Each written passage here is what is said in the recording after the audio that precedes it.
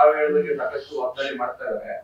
ಪಕ್ಷಕ್ಕೆ ಬಂದ್ರೆ ತಾವೇನಾದ್ರು ಅದೇ ಹೈಪೋಥೆಟಿಕಲ್ ಪ್ರಶ್ನೆಗೆ ನಾವು ಹೆಂಗೆ ಸರ್ ಉತ್ತರ ಕೊಡೋದು? ಅವರೇ ನಮ್ಮ ಪಕ್ಷಕ್ಕೆ ಬರ್ತಾರೆ. ನಮ್ಮ ಪಕ್ಷದ ಸಿದ್ಧಾಂತವನ್ನು ಒಪ್ಪಿ ಯಾರು ಬಂದ್ರು ಸ್ವಾಗತ. ಯತ್ನಾಳ್ ಕಾಂಗ್ರೆಸ್ ಬರ್ತಾರ? ಕಾಂಗ್ರೆಸ್ ಬರ್ತಾರ? ಅದನ್ನ ದಯಮಾಡಿ ನಮ್ಮ ಕೆಪಿಸಿಸಿ ಅಧ್ಯಕ್ಷರು ಅದಕ್ಕೆ ಉತ್ತರ ಕೊಡ್ಬೇಕು ಸರ್, ಉತ್ತರ ಕೊಡ್ಬೇಕು. ಕಾಂಗ್ರೆಸ್ ಪಕ್ಷದ ಅಧ್ಯಕ್ಷನ ವಾಮಾಮಾಚ ಬೈದಂತ ವ್ಯಕ್ತಿನ ಕಾಂಗ್ರೆಸ್ ಪಕ್ಷಕ್ಕೆ ಮತ್ತೆ ಸೇರ್ಸ್ಕೊಂಡ್ರೆ ಹೆಂಗೆ ಸರ್ ಇದು?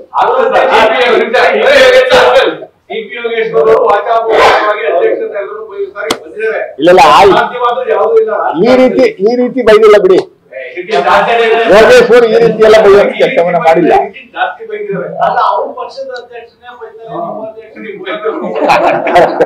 ಅದನ್ನ ಸಮಾಧಾನ ಮಾಡ್ಕೋಬೇಕು. ಅವ್ರ ಪಕ್ಷದ ಇಲ್ಲಿಗೆ ಬಂದ್ಮೇಲೆ ಅದೇ ಚಾರಿ ಮುಂದುವರ್ಸರಿ ಏನ್ ಮಾಡೋದು? ಅದರಿಂದ ಯತ್ನಾಳ್ ಅವರು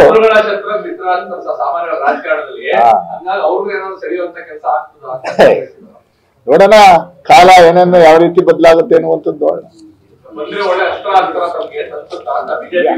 ನಮ್ಗನ್ಸುತ್ತೆ, ನನಗೆ ವೈಯಕ್ತಿಕವಾಗಿ ಹೇಳ್ಬೇಕು ಅಂದ್ರೆ ಅವ್ರು ಬಿಜೆಪಿನಲ್ಲೇ ಇರಬೇಕು. ಬಿಜೆಪಿನಲ್ಲಿ ಇದ್ದು ಈಗ ಏನ್ ಕೆಲಸ ಮಾಡ್ತಾರೆ, ಬಹಳ ಚೆನ್ನಾಗಿ ಕೆಲಸ ಮಾಡ್ತಾರೆ, ಅದನ್ನ ಮುಂದುವರಿಸಬೇಕು ಅನ್ನೋದು ಅಷ್ಟೇ.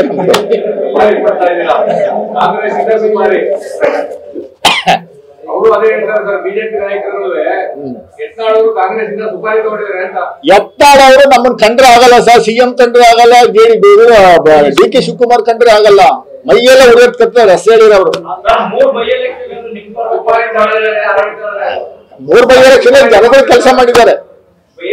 ಜನಗಳು ಕೆಲಸ ಮಾಡಿ ನಾವು ಗೆದ್ದಿರುವಂತದ್ದು ಬೈ ಎಲೆಕ್ಷನ್ ಅಲ್ಲಿ.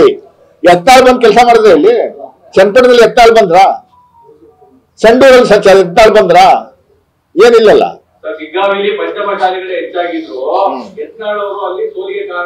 ದಯಮಾಡಿ ತಾವು ಬೂತ್ ಒಂಚೂರು ವೆರಿಫೈ, ನಾನು ತಲುಪ್ಕೊಡ್ತೀನಿ, ಒಂಚೂರು ವೆರಿಫೈ ಮಾಡಿ ಯಾವ್ಯಾವ ಸಮುದಾಯದಲ್ಲಿ ಎಷ್ಟೆಷ್ಟು ಓಟ್ ಹಾಕಿವ್ರೆ ಅನ್ನುವಂಥದ್ದು ಬಹಳ ಸ್ಪಷ್ಟವಾಗಿದೆ. ಸಮುದಾಯ ವೈಸ್ ನಾವು ರೆಡಿ ಮಾಡ್ಕೊಂಡಿದೀವಿ, ಬಹಳ ಸ್ಪಷ್ಟವಾಗಿದೆ ಅದು ಎಲ್ಲಿ ಯಾವ ಸಮುದಾಯ. ಈ ಚನ್ನಪಟ್ಟಣದಲ್ಲೇ ನೋಡ್ಲಿವೆ ನೀವು, ಸುಮಾರು 30 ಬೂತ್ಗಳಲ್ಲಿ JDSಗೆ 2 ಓಟ್ ಬಂದ್ರೆ ನಮ್ಗೆ 900 ಚಿಲ್ಲರೆ ಓಟ್ ಬಂದಿಲ್ವಾ? ಆತರ ಗೊತ್ತಾಗ್ಬಿಡುತ್ತೆ. ಬೂತ್ ವೈಸ್ ತಗೊಂಡ್ರೆ ಗೊತ್ತಾಗ್ಬಿಡುತ್ತೆ ಯಾರು ಯಾವ ಸಮುದಾಯ ಯಾರು ವೋಟ್ ಮಾಡಿದಾರೆ ಏನ್ ಅಂತ ಅನ್ನುವಂಥ ಸಂಪೂರ್ಣ ಗೊತ್ತಾಗುತ್ತೆ. Thank you sir.